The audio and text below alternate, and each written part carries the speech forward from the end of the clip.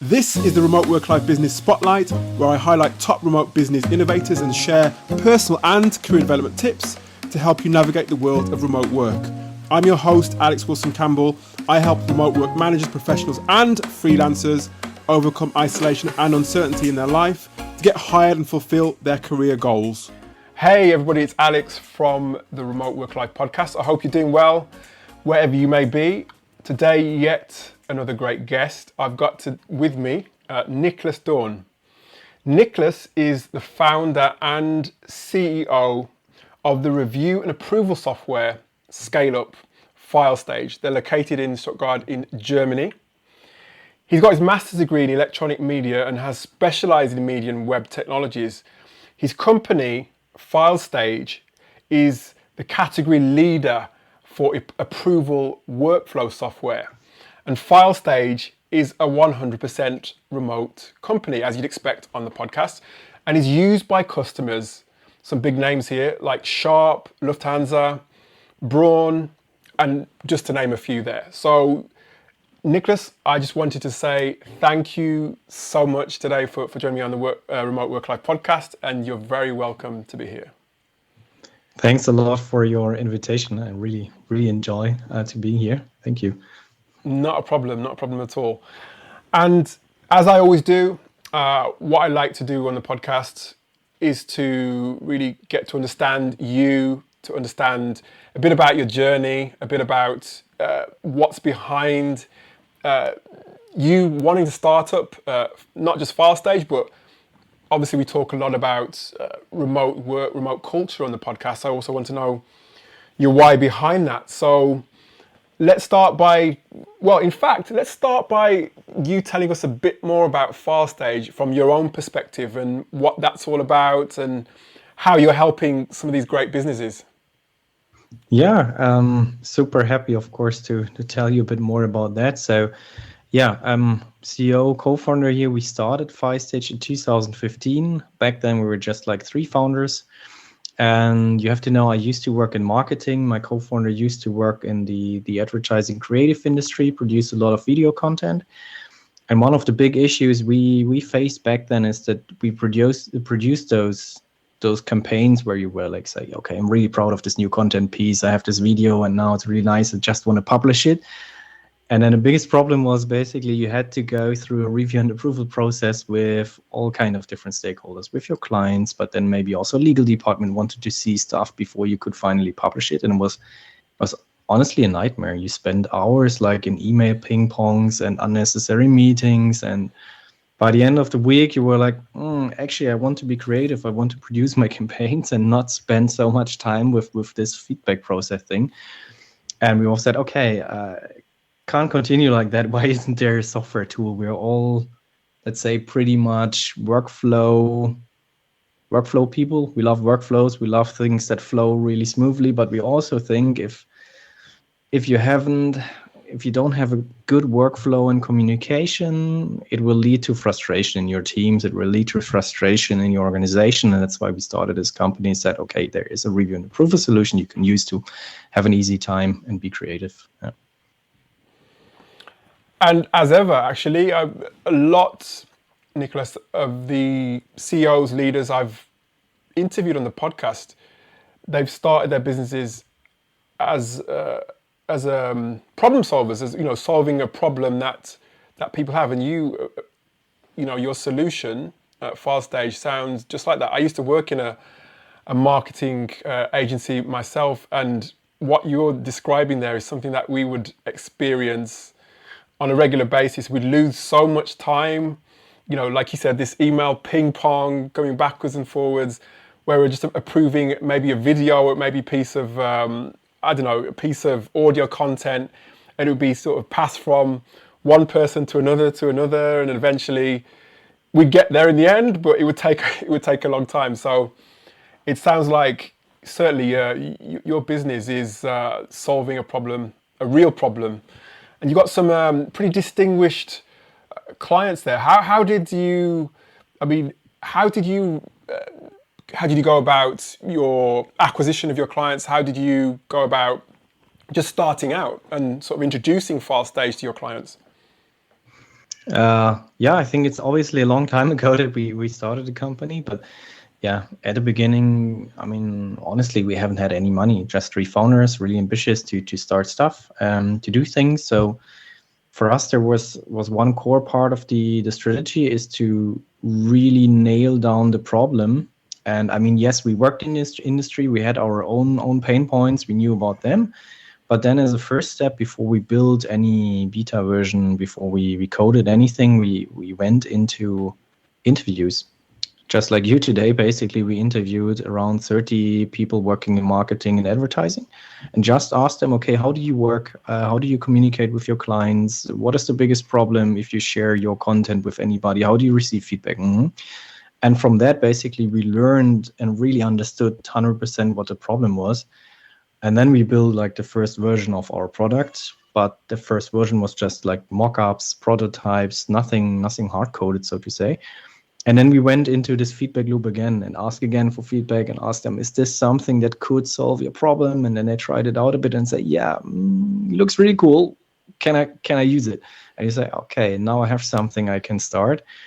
And then from there we build it. I remember at the beginning we went into all kind of Facebook groups and said, hey, we're a startup, we're new, this is our idea, and you can try it here for free, but I want your feedback. Please give me your honest feedback. And of course, it was a lot of, you have to deal with a lot of negative stuff. Of course, it's really like not easy sometimes at the beginning, but at the same time was super valuable. And some of the customers we won in the early days that gave us feedback at the beginning are still with us. So I think this is still one of the core drivers. It's like, speaking with people, getting their feedback, and then embracing it and improving based on that. Yeah.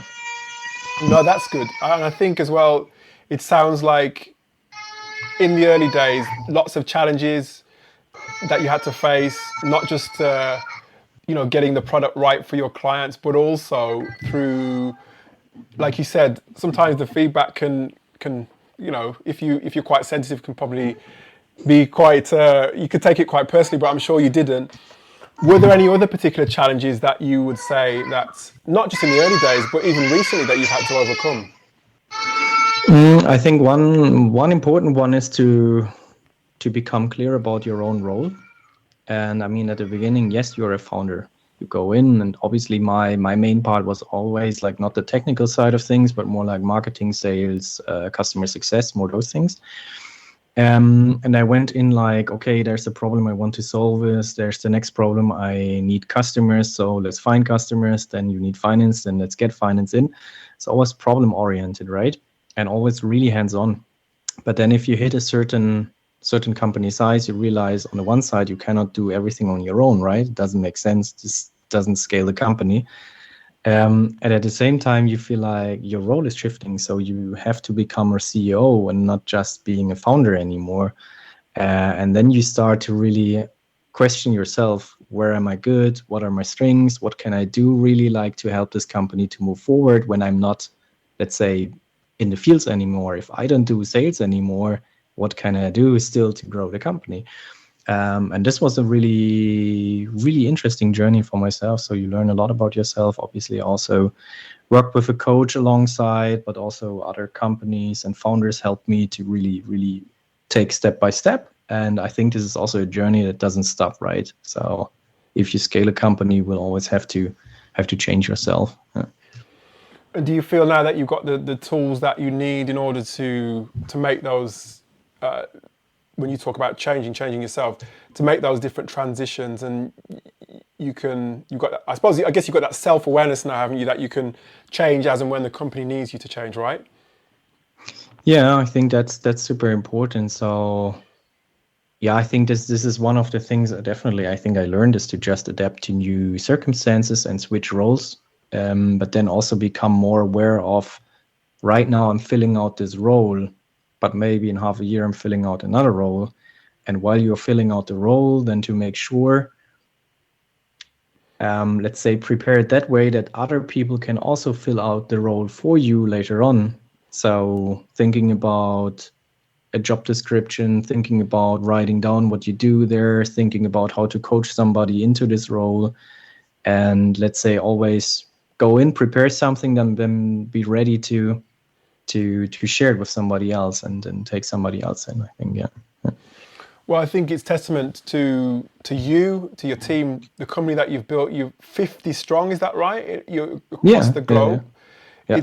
I mean, that is no mean feat, as they say. It's amazing what you're doing, and like you said, you're solving a real problem.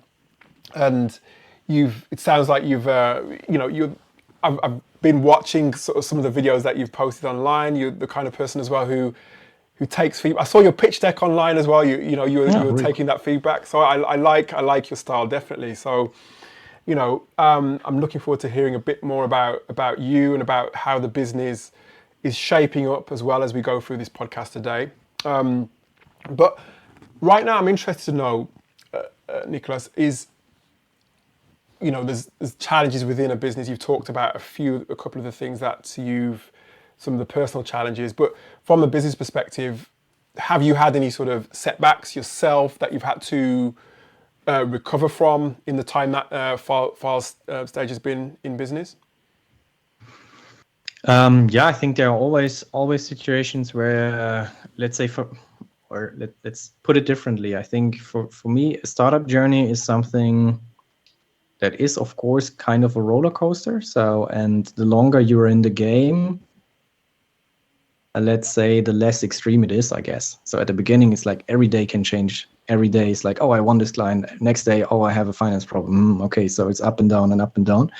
But also the long-term journey, at least for us, it was like always positive. Even if you have those ups and downs in between, it's always positive, going up. But I think specific challenges, let's put like the financial part aside, because I think financially at the beginning especially, you're always under pressure to make revenue, to refinance what you do. Then later on you have a payroll with your people involved, so you always make sure you have enough money there. But one of the things I think that was challenging, or maybe that I did not well at the beginning, was I thought like, okay, let's build a marketing department, let's build a sales department, let's build a customer success department and a support department, and they all do their job. But what I created there was basically silos. And I think this is something many people have seen before, right? But at the beginning, it's like, yeah, it needs to be like that. And then over time, I realized also by the feedback from my employees, basically, that, hey, no, we need to build one big team. We need to all work on generating revenue all together. We need to all make sure our customers get value from us as much as we can. And we need to work together as a team and not like silos. Marketing delivers leads, sales is converting leads, customer success is expanding leads. No, it doesn't work like that. And that's definitely something I think where I was not right at the beginning, where I had to learn something. Yeah. And that's interesting, because that's one of the things we're going to look at a little bit later on, in terms of how you managed to overcome that and how you managed to break out of those silos, or at least change. And it's good that you brought that up. And I think as well, again, recognition of, because you've been around for quite a long time as well, it's recognition of how you go about building your business. I'm aware there's lots of businesses that have gone into remote work or started as remote businesses, and they're still trying to fight against becoming a siloed business. And it's not, I'm guessing it's not an easy journey. So looking forward to exploring that a bit more. But what I want to know now as well, Nicholas, is if you weren't in your current role, what do you think you'd be doing instead? I think I would either build another company, early stage, I guess. So it was fun basically to just be there and do everything and start things. So either that, another software company. Also, if you run a software company, constantly face new problems where you see like, oh, this is one I could maybe solve. And the other one, I love marketing, so potentially I could also see myself working in marketing and really go down that route basically. And yeah, those are the two things. Like it. And we talk about problems. There's problems or challenges, shall we say, that lots of remote workers at all levels face. One of the biggest challenges that I encounter in terms of the people I speak to is again becoming as an individual siloed in a way, and losing out on learning, on development. I just wondered, how do you continue with your learning, and how do you stay up to date with your own learning? I think a couple of things. So on the one side, it's really like books, newsletters, things like that. I think for me, it's kind of obvious, right? Sometimes it just makes sense to read a book and get somebody that is really experienced is sharing stuff in a book, and that helps. What I lately do more and more, and I feel this is really bringing me forward, is to have a lot of experience sharing with other SaaS founders.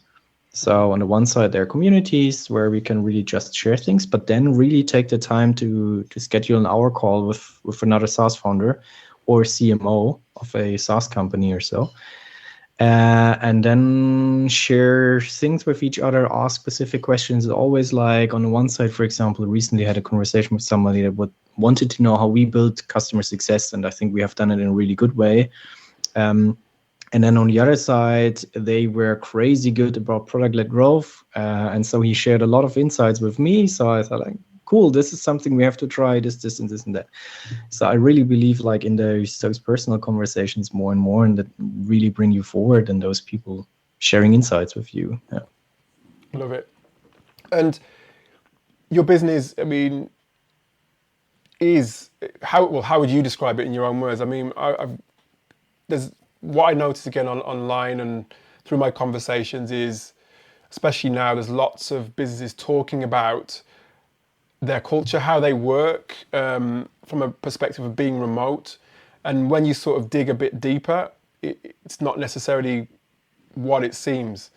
And I think there's lots of confusion actually online, and just in job search and in hiring in general, in recruitment in general, especially from the point of view of people who are searching for jobs and understanding how different companies work. When they read job adverts and seeing, oh, this company's saying they're hybrid, this other company's saying they're remote, this other company's saying they're remote first. How would you describe Filest? 100% remote company. And to add something to this, I mean, we were remote since 2018 fully. Before it was a bit like hybrid or then locally. And we had one moment where we said, okay, we were really trying hard to find developers in the area in Germany where we were located, and there were no developers. I reached out to 200 people on a network back then, and they all replied, but said, I'm happy with my job, I don't want one, and so on and so forth. And then we decided to put like an advertising online and say, hey, you could basically work from everywhere, doesn't matter. And then within a week or so, we had 200 applications with really good quality. And we said, wow, this is amazing. Okay, let's try it out. And then we tried it out and saw like, hey, it's easier than we thought on the one side, and really have great people there. It was really cool. But then also over time, we started to learn there's more to it. You need to operate completely differently. You can't really, rely on personal conversations, having a coffee together and then share information. No. You need like guides and documentation and processes for everything. And that's something we experienced, I think, in 2018. And then from there onwards, we really invested into this remote or getting remote ready, so to say. And then going this journey. And again, it sounds great. I think it reflects, again, a lot of some of the other great remote businesses out there. Again, solving problem of not being able to find who you're looking for on a local basis. So exploring beyond those boundaries. Can you just give us an idea of the different countries, the different continents that your team is based in? I think we are in 20-something countries. Wow. I haven't counted it for a long time, but definitely something like that. So it's also a bit like structured in a way like most of our customers are in North America or in Europe. So let's say marketing, sales, CS, customer support is mostly in Europe and in North America.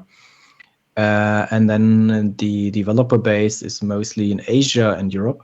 So what we try to make sure is also that time zone wise, there's a lot of overlap. So I think there's a difference between being remote and being an asynchronous company. And I think it's really important to have time overlap enough to have personal conversations still, like via video calls. And so we try to make sure, at least like time zone wise, it works. So for example, we don't have developers in North America or South America. Do you have like people like GitLab, for example, they're 100% async. Do you have sort of a balance of async to sort of sync, or is it, as and when? So our policy right now is to have 4 hours or more of overlap with your team. Mm-hmm. So that's what we need, and I think makes sense. So we can always have enough time to have meetings, and the rest is pretty flexible. But of course, let's say if you say I'm a night owl and like to work like late hours, and you can guarantee us that you always have this 4 hours and you start late, that's also fine, right? So whatever works best for you. Love it. And like you said, you've got different departments spread over different continents. And earlier on, you were talking about avoiding those silos and making sure that the team is built in the right way. This is quite a broad question, and I probably don't have time to go into it in depth, but how did you build the company in such a way that to avoid those silos? I think this is the magic question, right? Yeah. Right. So I think there's several aspects. It starts on the one side looking into payment. So you can with payment incentives, you can trigger people to really work siloed, or the other way around. So you can say there's a team bonus, or there's an individual bonus, or there's a marketing, sales, and revenue altogether bonus. Will change things. That's let's say the hard-coded side of things. And then on the other side, I think there are cultural aspects. And for me, this means like having events together online or retreats where you really get to know the other people. Having regular, I think this is also quite cliche, but let's say donut calls where you just match people randomly within the company to really become more friends and not talk about work, share things, and work on projects cross-functional. So, for example, we just have a new growth initiative where we say, okay, we work on product-led growth, and there are people from all the departments or teams together. And having those things really makes sense from my perspective. It's basically getting to know each other, working with each other, and understanding that great people are everywhere, and your department is not just a silo with no other contacts, right? Yeah. Well, it's certainly working, and it seems like things right now with you are well. And are you intending to grow in the future? What your ideas there?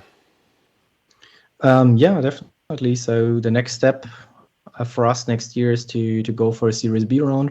That's on the one side, on the financial side of things again, and on the other side, there are so many things where we think as a company we can still do with our product. So, we started in a nutshell, 2015, it was a tool to comment videos, right? And today it's a complete workflow solution where you can share, review, and approve any kind of content you have, and then build your custom workflows and automate everything the way you want. You can integrate it into Slack, Teams, Asana, whatever you use.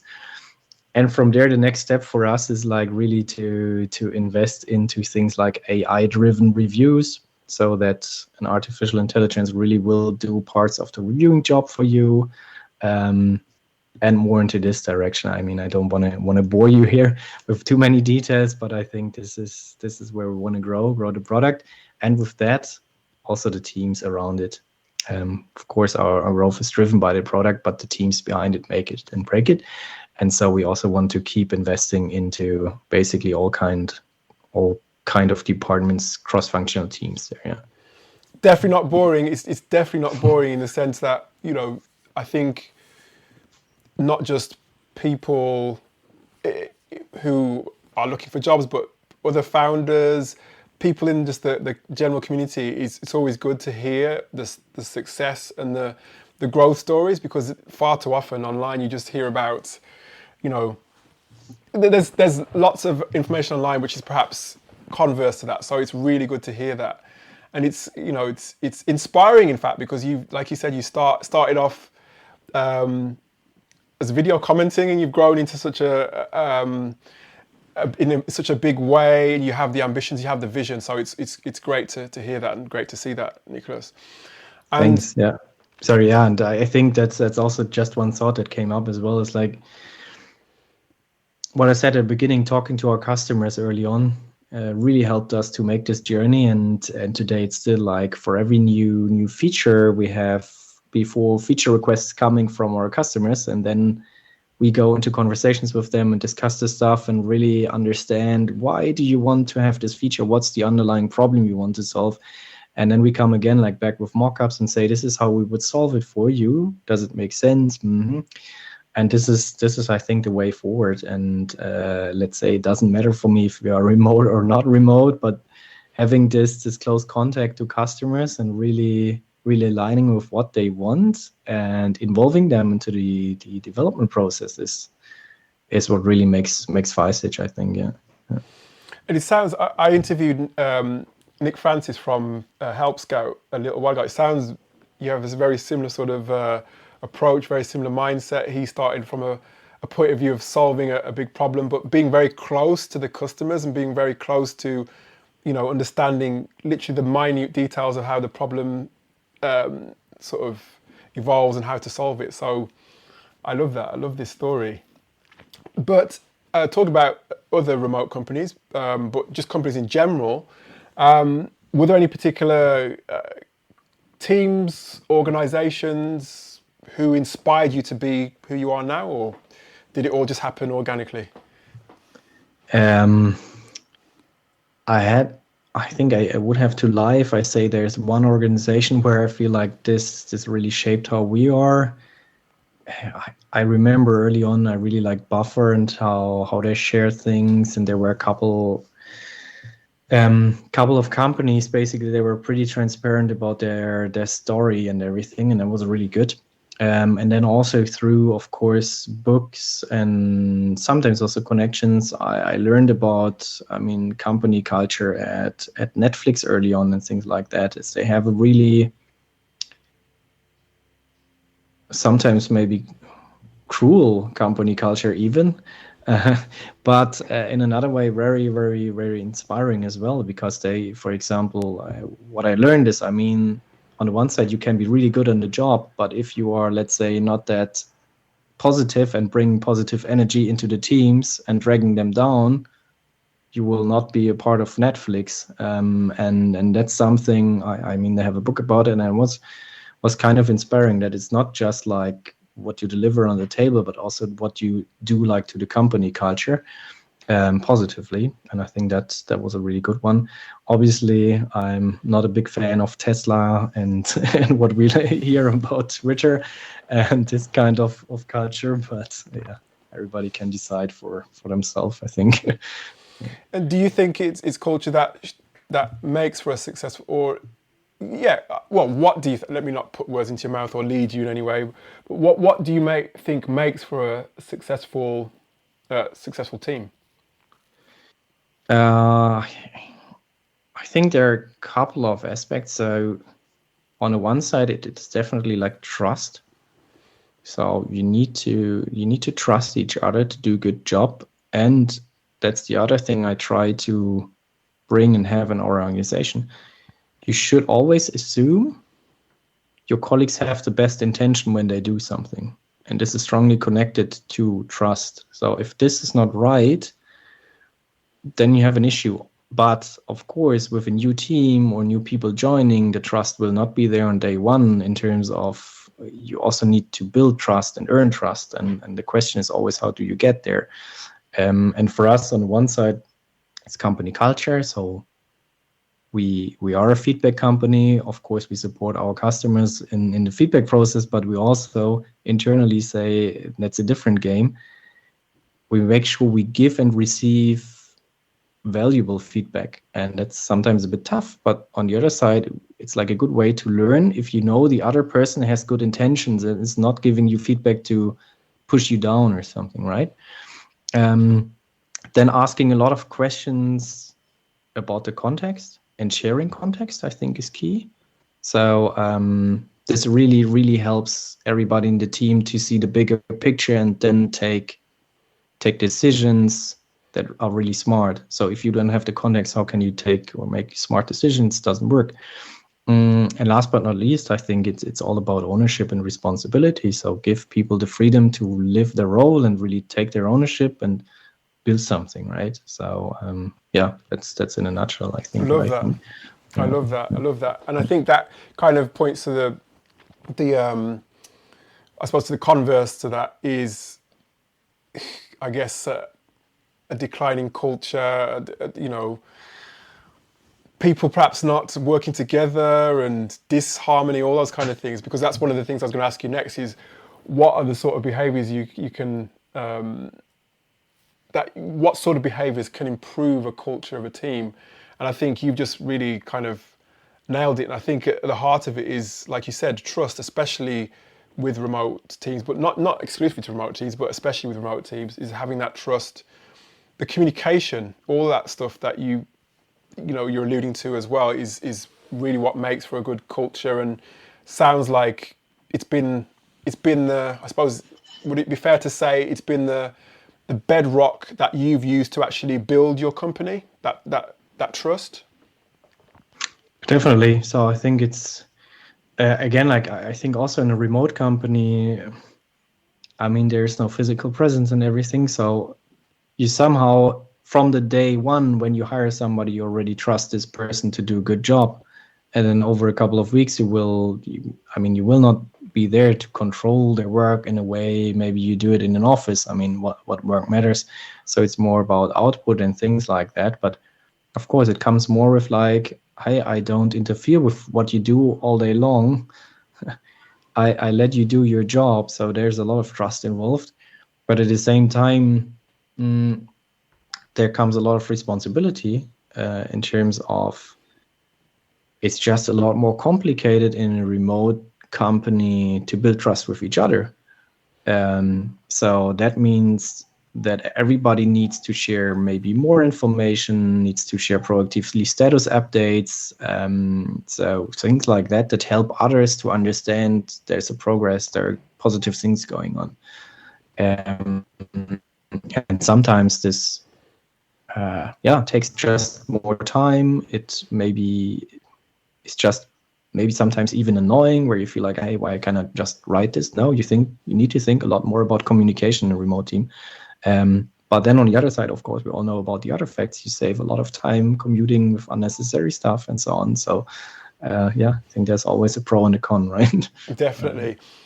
And as we come to draw towards the end, but I just wanted to really touch upon go into that a bit further, because obviously you're an expert when it comes to getting all that feedback to grow file stage, to develop file stage, to know what to do next, to understand where the business is going, etc. But one of the challenges of not just the newly remote companies, but the established remote companies, is understanding the people within the business, the employees within the business, listening to them without, like you said, being intrusive or making them feel as though they're, doing something wrong. How do you listen to your people within your team?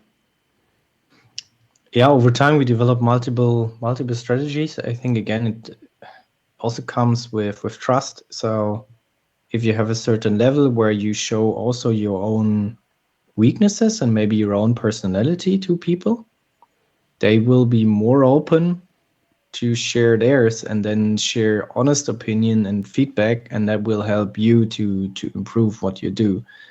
But I think if you don't have that level, people will hold back. And I think this is one way. And then, of course, there's different things you can do to encourage them to share, right? So, I mean, on the one side, we have just multiple channels. So there's like the open channel. You can just go to your manager in a one-on-one and share things. But there's also a feedback tool, basically, where every 2 weeks you get like an anonymous survey and can just basically share feedback, and you will be asked multiple questions. They change. And that's something where you can then decide if you want to share it publicly with your manager or not. Those are things. And then our people manager, or basically the two people working in the people and culture part of FiStage, really spend a lot of time in trying to get feedback from people and have trust with them. And that's a core part, so that everybody can really speak up at any time. And yeah, saying that's something positive, even if, like you go to me and say, Niklas, I don't like what you have done here last week because blah, blah, blah. Of course, it's like, oh, feedback, rough. But at the same time, I say, it's nice. Thank you for being that transparent with me. I know as a CEO, I don't get open feedback quite often. So thank you. And yeah, again, I think all comes back to trust and then having the right channels for people to open up, I think. Well, you know what? The more I speak to you, the more I hear about FastStage, I'm pretty sure FastStage is going to be one to watch, or to continue to watch for the future. It sounds like the business is grounded in good, it has a good grounding, a good base to really grow, to really develop in the future. So I'm definitely going to be keeping a lookout. You've been working hard on the business over the years. You've got plans for growth.